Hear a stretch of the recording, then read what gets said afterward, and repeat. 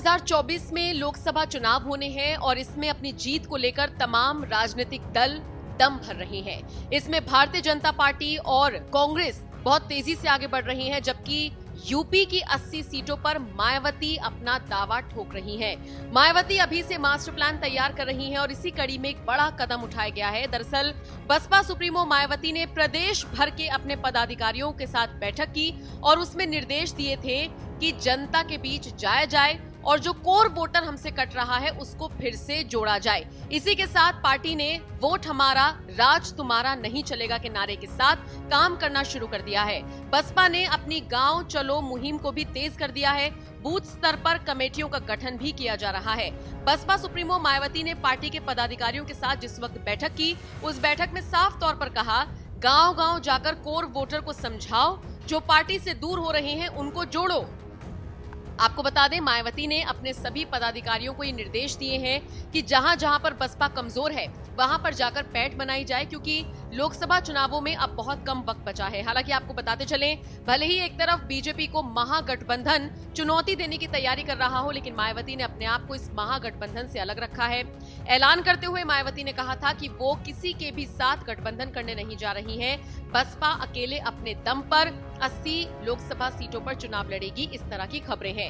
हालांकि कितनी सीटें बसपा निकाल पाएगी ये देखना दिलचस्प रहेगा, लेकिन हाँ, इतना जरूर है कि मायावती ने अब लोकसभा चुनावों को लेकर रणनीति तय कर ली है और इसी रणनीति के तहत आगे बढ़ा जा रहा है। इसी के तहत ये नारा दिया गया है कि वोट हमारा राज तुम्हारा नहीं चलेगा। यही संदेश लोगों तक पहुंचाया जाए, लोगों को ये भरोसा दिलाया जाए कि वोट अगर हमारा है तो फिर सुनी भी हमारी ही जाएगी।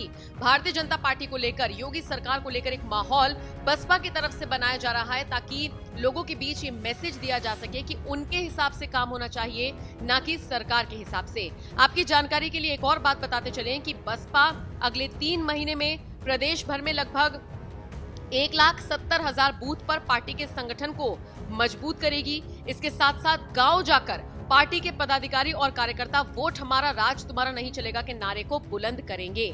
बसपा के जितने भी कोऑर्डिनेटर्स हैं वो इस अभियान को लेकर तेजी से आगे बढ़ रहे हैं। बैठकों का दौर चल रहा है। राजधानी लखनऊ में भी हाल ही में एक बैठक हुई। इस बैठक को लगातार कोऑर्डिनेट किया जा रहा है और इसी बैठक में जो फैसले लिए जा रहे हैं उसके तहत आगे की रणनीति को जमीनी स्तर पर उतारा जा रहा है। लगातार कमेटियां गठित हो रही हैं जिससे अच्छे से काम हो सके। अब इसको लेकर समाजवादी पार्टी में थोड़ा सा डर का माहौल है, क्योंकि फ्रंट फुट पर खेल रही है बसपा, किसी के साथ गठबंधन नहीं। और ऐसे में अब देखना दिलचस्प रहेगा कि ये चुनाव किन 2 पार्टियों के बीच में बनकर रह जाएंगे। बहरहाल मायावती जिस तरह से मास्टर प्लान तैयार कर रही है, कि आपको लगता है योगी सरकार को यानी बीजेपी को टक्कर दे पाएगी और केंद्र में मोदी सरकार को टक्कर दे पाएगी? क्योंकि सब जानते हैं दिल्ली का रास्ता यूपी से ही होकर गुजरता है और यूपी में ज्यादा सीटों का मतलब है केंद्र में आसानी से सत्ता बना लेना।